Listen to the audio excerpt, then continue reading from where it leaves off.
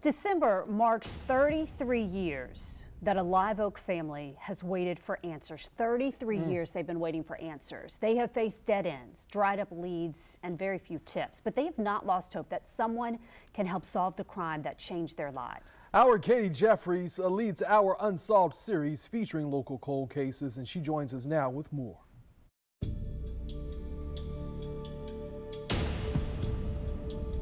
It doesn't matter how big a family is. When a loved one is lost, that creates a void that will never be filled. Eugene Parnell, also known as Johnny or JP, was the youngest of 7 and an employee at his family's tow truck business. But on a chilly December morning in 1989, his life was taken.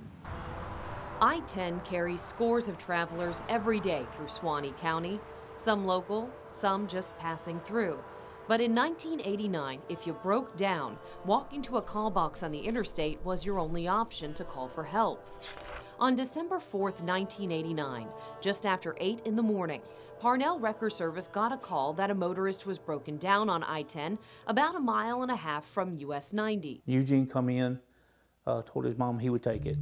That was the last time Ida Parnell would see her son alive. Not far away, Johnny's older brother, Charles Parnell, was getting ready to also head into work at the Wrecker Service. I heard a gunshot. I said, that's kind of strange this early in the morning. He kept getting ready, but then his phone rang. Then my mom called me back, said that Johnny was out there laying next to the truck. I said, all right, so I jumped in my truck and run out there at 273 mile marker, and Johnny was laying on his back with his hands out onto the side. A passerby had spotted the body by the tow truck. These are a few of the original photos taken at the scene. The broken down motorist that needed help was nowhere to be found. But in looking at the tow truck, it appears Johnny was in the process of helping someone when he was attacked.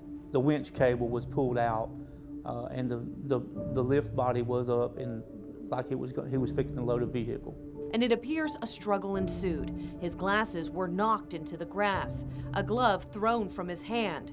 But Johnny had died from a gunshot wound to the chest. It really shocked me because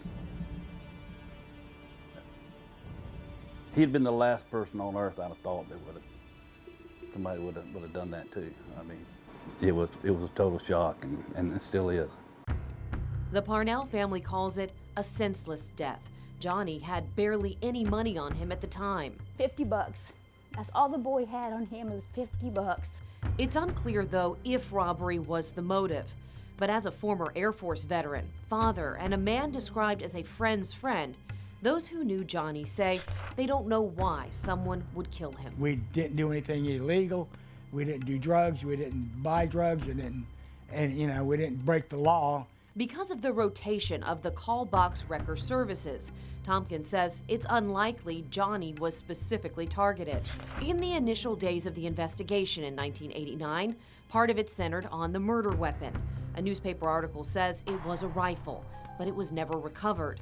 Also, the paper says one motorist reported seeing a light blue or gray pickup parked on the interstate near the Parnell tow truck, but that report was unconfirmed.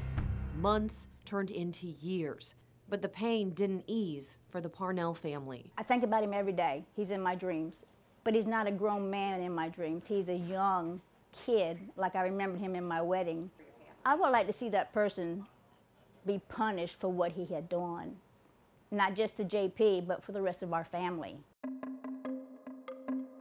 But this case isn't over.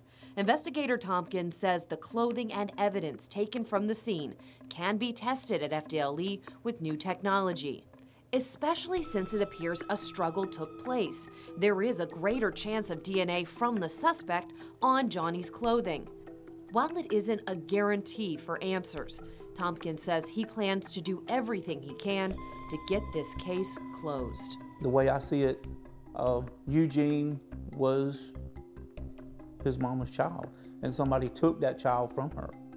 And to find the person that did that and give her justice and closure, that's my goal. If you know anything about the death of Johnny Parnell, please contact the Suwannee County Sheriff's Office or Crime Stoppers. Katie Jeffries, First Coast News, on your side.